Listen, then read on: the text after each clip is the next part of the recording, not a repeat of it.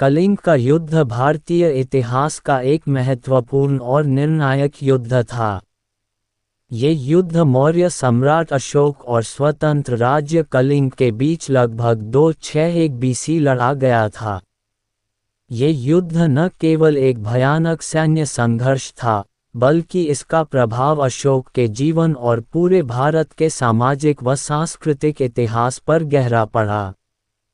कलिंग राज्य का महत्व।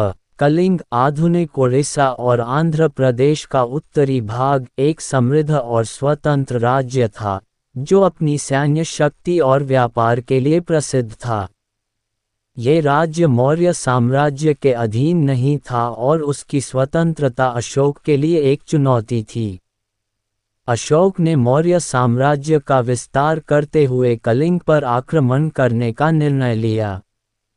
युद्ध की विभीषिका। कलिंग का युद्ध अत्यंत रक्तरंजित और विनाशकारी था।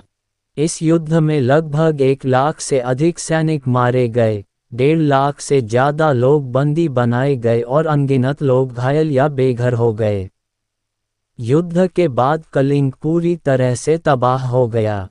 यह न केवल सैनिकों के लिए बल्कि सामान्य नागरिकों के लिए भी अत्यंत दुखदायी था।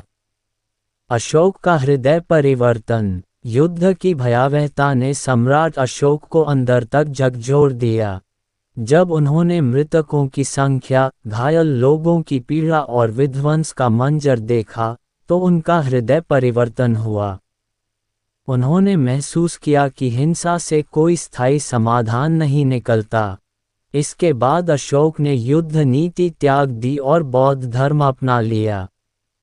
बौद्ध धर्म का प्रचार। अशोक ने अहिंसा, करुणा और धर्म के सिद्धांतों को अपनाया और बौद्ध धर्म का प्रचार भारत के साथ साथ विदेशों में भी किया। उन्होंने स्तूपों, धर्मशिलाओं और शिलालेखों के माध्यम से धर्म का संदेश फैलाया। कलिंग युद्ध के बाद ही अशोक, धर्माशोक के नाम से प्रसिद्ध हुए। निष्कर्ष। कलिंग का युद्ध न केवल एक सैन्य संघर्ष था, बल्कि यह एक नैतिक और आध्यात्मिक जागृति का भी प्रतीक बना। ये युद्ध ये दर्शाता है कि मानवता की सच्ची जीत हिंसा में नहीं, बल्कि करुणा, प्रेम और अहिंसा में है।